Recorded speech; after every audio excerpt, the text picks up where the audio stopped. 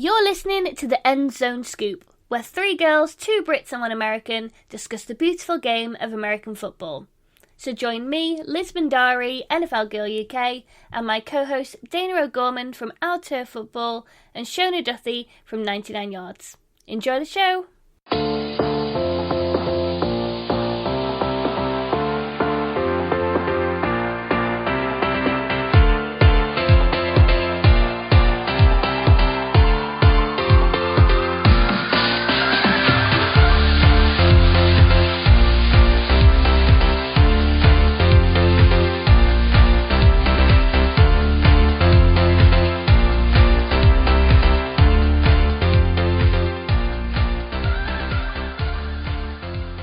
Everyone, and welcome back to the End Zone Scoop. I'm your host, Liz Bhandari from NFLGirlUK, and I'm here with my co-host, Dayna O'Gorman from Our Turf Football and Shona Duthie from 99 Yards. How's it going, ladies?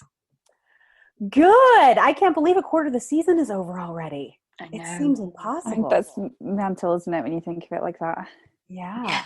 Yeah. A quarter of the way done. It's nuts. No, it is nuts. It is nuts. Well, guys, on today's show, we're going to be discussing the Texans firing Bill O'Brien, Dwayne Haskins and the struggling Washington, and finally, we're going to recap on both the undefeated and the winless teams in the NFL. So let's get right to it.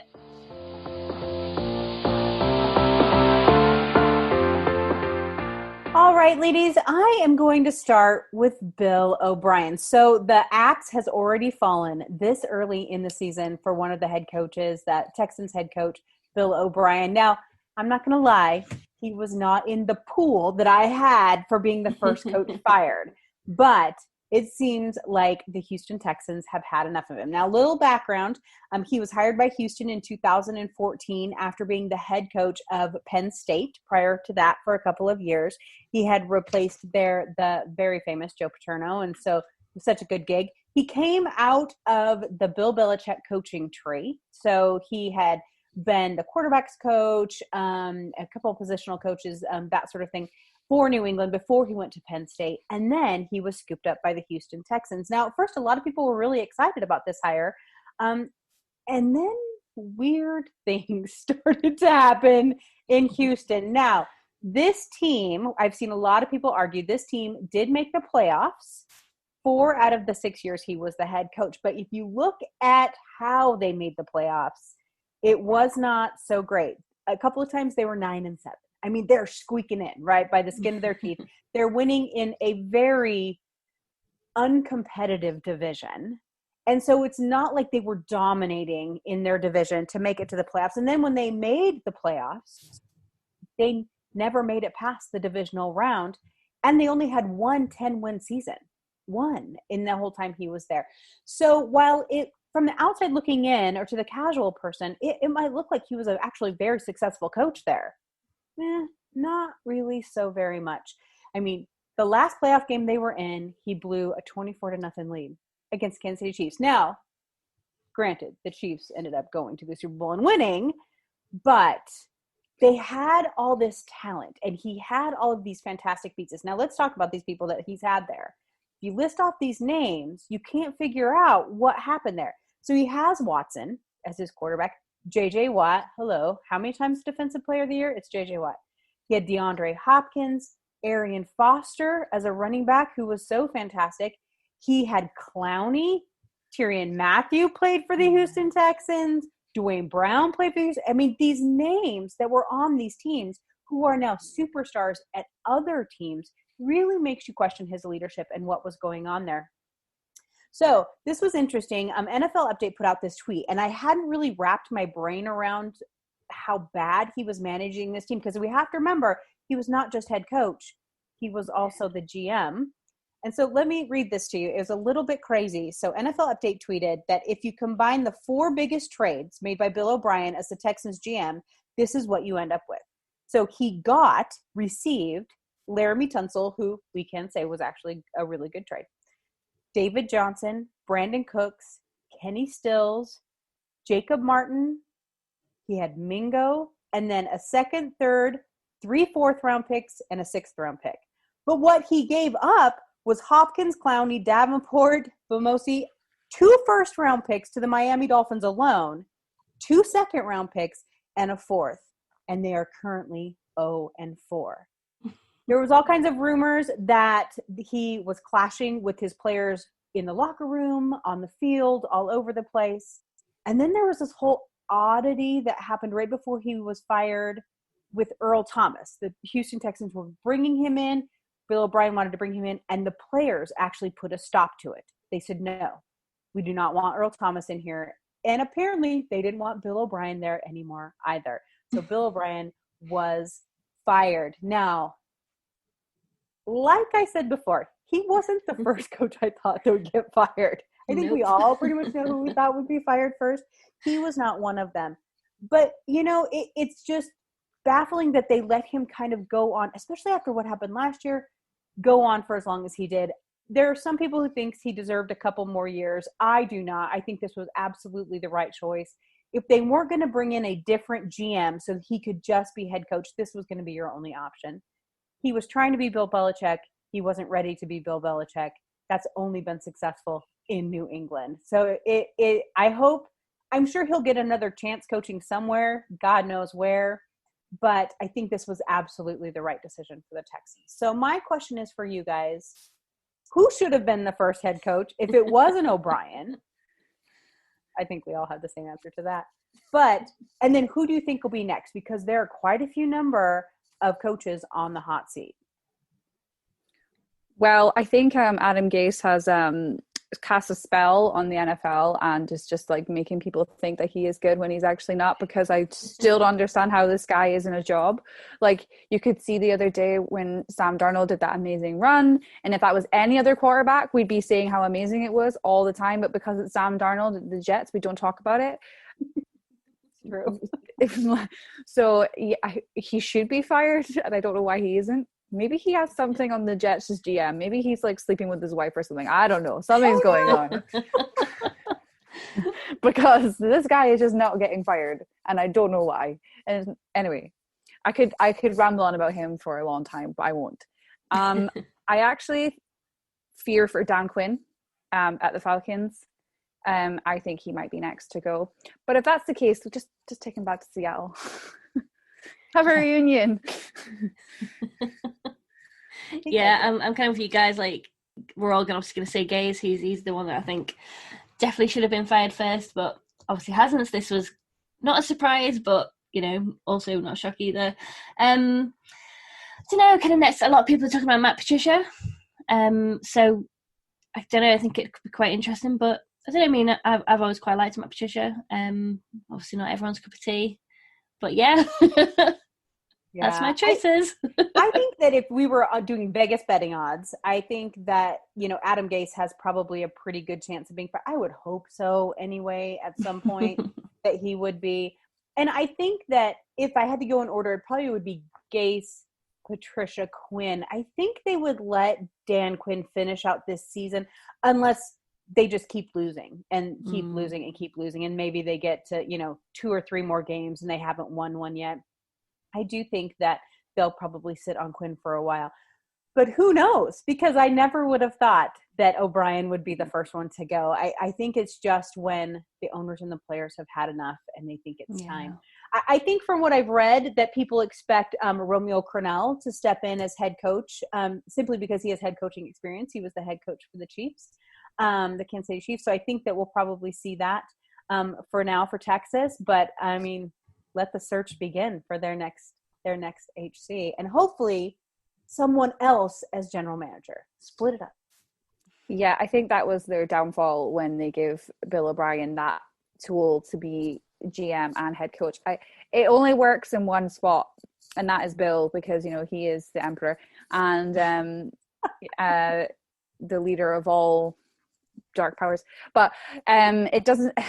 You have to have a good relationship when you're a GM and a head coach, and I think Brian was completely over his head with that. I actually think he maybe should have gone in the off season when he just kept making error after error with trades away, and they don't have any first round picks, guys, none. Scary. And there's 0-4. Okay, so I would like to talk about the rumors last week that Washington could move on from Dwayne Haskins if he continues to struggle.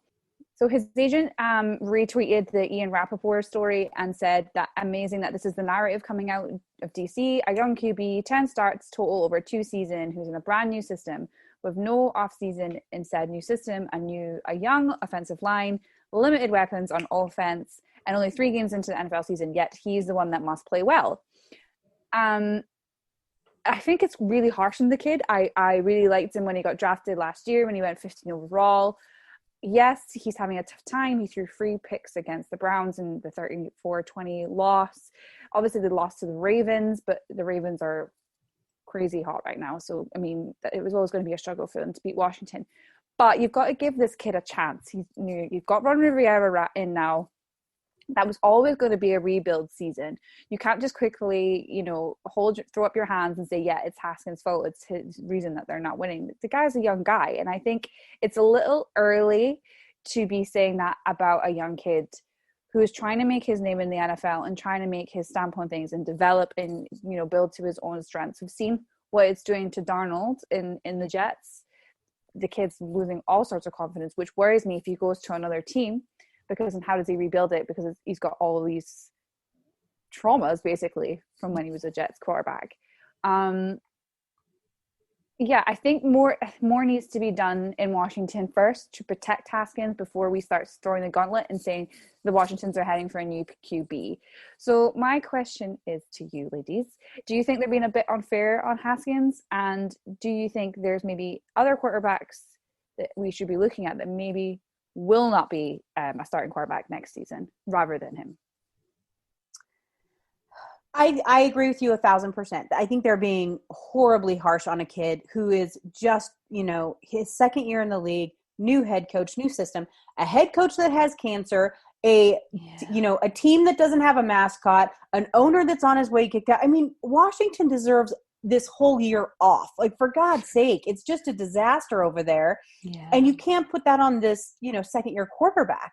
The whole team needs help. And from the organization, from the front office straight down to the water boy, you need help all the way through. And so it is completely unrealistic for them to think that this young kid is just going to come in and change the world. That's just it's not acceptable.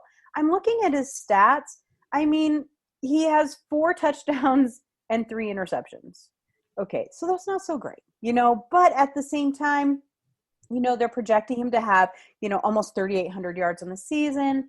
It just kind of depends. 61% completion rate isn't great, but again, it's not all on him. You have to look at the line. You have to look at the defense. You have to look at, the weapons he has around him. What weapons? We have to kind of ask that question too. And so he has a quarterback rating of 80 right now. So I think that is too much to ask. And I don't think they'll get rid of him. I don't think that they will be, just because Ron Rivera, what we have seen of him as a head coach is he's a very compassionate head coach. He's a very good head coach, but he's also compassionate. He's not going to bail on this kid because the rest of the team is a disaster either. As for other quarterbacks in the league, I think it's too soon to tell. We have teams that are losing, but their quarterbacks look okay, as in Matt Ryan with the Falcons. And then you have teams that are, winning with very questionable quarterback play, as in up in Chicago. So I think that we have to kind of feel that out for a little bit more. But I think all the second, maybe even third year guys right now are probably at least safe through this season. At least I would hope so.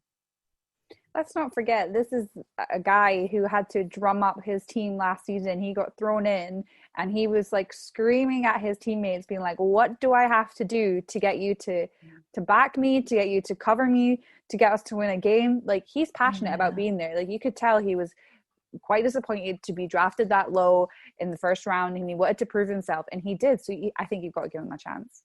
I think it's awful, isn't it, really? Like, it's a lot of pressure to put on someone, especially, with the experience he has. He's still very young. He's still, got so much ahead of him. And I think to put that kind of pressure on is, it's not very fair. But I think, like you say, Dayna, it doesn't really seem like they're going to get rid of him. Maybe it's just something they're saying to kick him into gear. Maybe, I don't know. It's really weird. Yeah. the whole team, this whole season for them needs an asterisk next to it and just move on. Yeah. Just wait for 21. And, do I think he would be better off in a different system? That we don't know either, because we haven't really seen Ron Rivera's system yet and what he plans to do with him.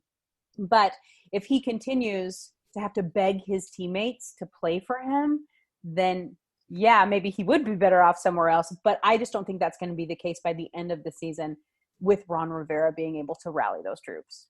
A bit of Ron magic is all they need. I'm hoping. Because let's be honest, that division is up for grabs. The Eagles are in first place with 1 win. For God's That division hurts my head so much. I don't get it. I know. I look at NFC West and you've got like all of us competing like now, and then you look at NFC East and I'm like, one of you guys are going to get into the playoffs. I don't understand. Well, we can't. There's the 3 of us as Seahawks fans complain as Seattle made it into the playoffs with the 7-win season. But I'm not even sure any of those teams are going to make it to 7 wins. Like, no. I don't know what's going to happen. It's just a disaster. It's like they go, It's like they go, we're coming towards a win. Oh, wait a minute. No, what's that? No, don't want to win. No, win. You're asking too much of us. Just stop it. Yeah. And so, as you put that on top of the disaster that Washington is as an organization, you put it in that division. No, leave the kid alone. We'll figure it out next year. Yeah. It's like upsetting, Aladdin, who's just coming in and he's trying to find his way and he's trying to find his magic carpet and he can't find his lamp. But he's trying.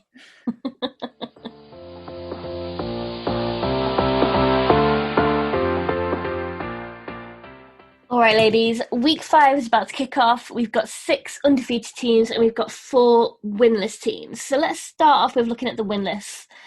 So we've got the Jets, the Texans, the Giants, and the Falcons. Now, if you were to go back to guess, before the season even kicked off, is there a team here that you did not expect to see? And what is it for that team that you think's just gone wrong? I didn't expect to see the Falcons there at all. I thought they would definitely gain some momentum. I thought they had a great offseason. I even tipped them to get into sneak into the playoffs. I thought, they had some good pieces, but it just doesn't seem to be working. Like, they rally a massive lead and then it all seems to crumble. The joke seems to be now that we're coming into the last quarter of 2020 and hopefully we're playing the Atlanta Falcons, because that's when they seem to fall apart. So I just don't understand what's going on there. Like, it should work, but it's just not working, and I can't put my finger on as to why. So I am really surprised that they're there. I'm kind of surprised the Texans are there, purely just because of they've been quite good the past few years, but maybe not as much because they keep trading away their best players. And there seems to be something going on there, because every time when a player gets traded out, they're just like, thank God I'm out of there. So that atmosphere probably wasn't creating a positive one for the players to running out and rally some wins together. I'm not surprised in the least the Jets are at 0-4.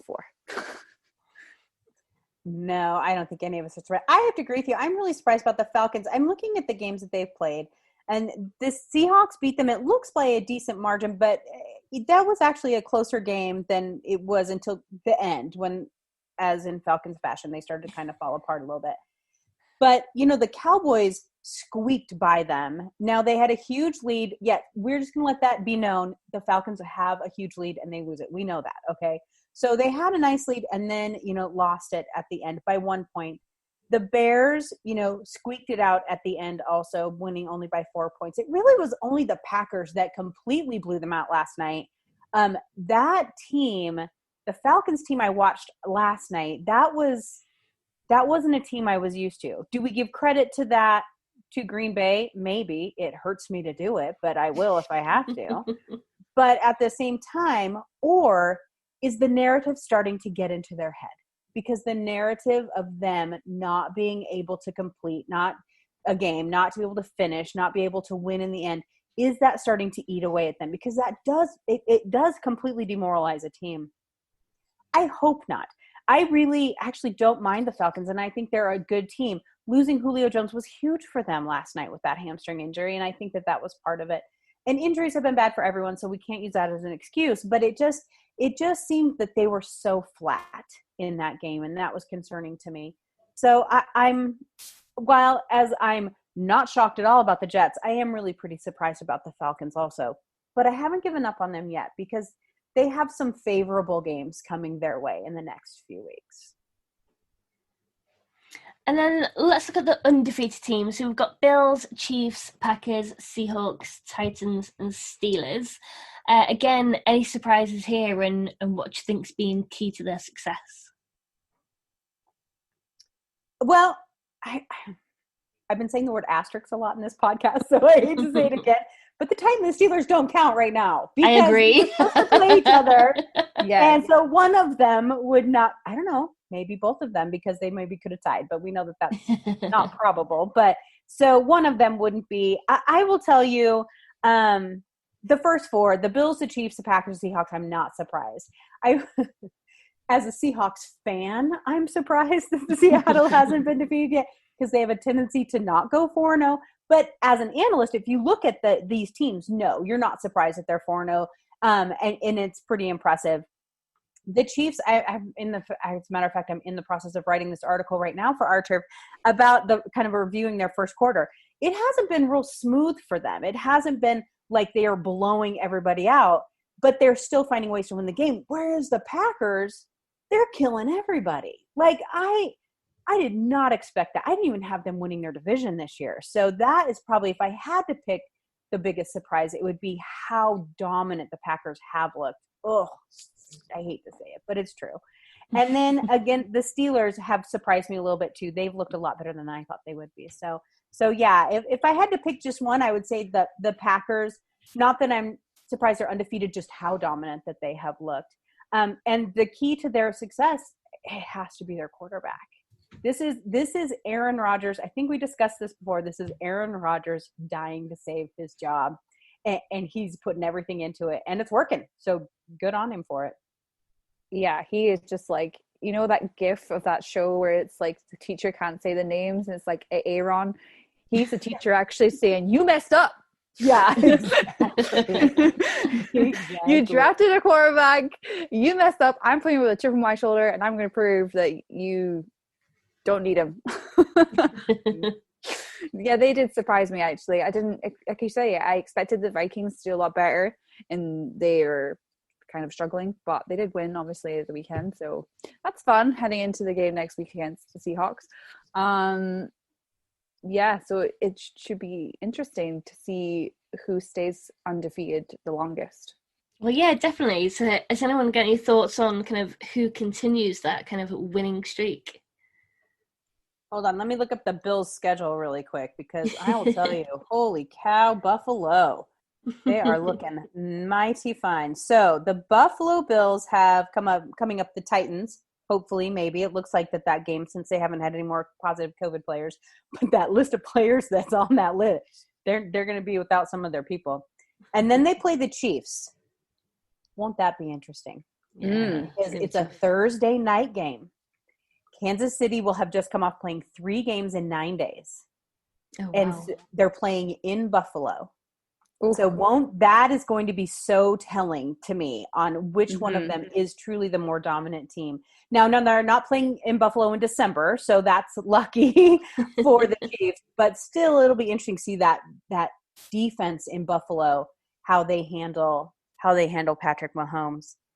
Then the Bills play the Jets, and then the Patriots. But by then, I mean, we're clear into November by then. The Bills play the Seahawks later this season. So that's going to be interesting. You have to kind of look at the schedules a little bit. I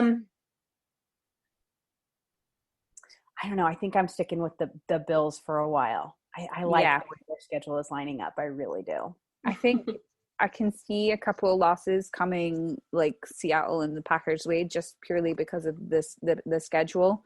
But the Bills, they are looking great. And I just hope if they do get to the Super Bowl, they don't lose again, because I just think that it might kill them all off. It will kill me off. My heart will break for them. Yeah. You guys are too young to remember that torment, but it was awful. Those poor people. Yeah, if you look at the Packers schedule, their next game they play the Buccaneers. And so that'll be a good test for them. A serious quarterback against a serious quarterback. Oh my God, ladies, the narratives that are going to come out. We're going to hear nothing but Brady and Rodgers all week long. Ugh, boring. And then they play the Texans, they play the Vikings, and then they play the 49ers. So the Packers schedule is pretty favorable too, but that Buccaneers game could show us kind of how deep they are.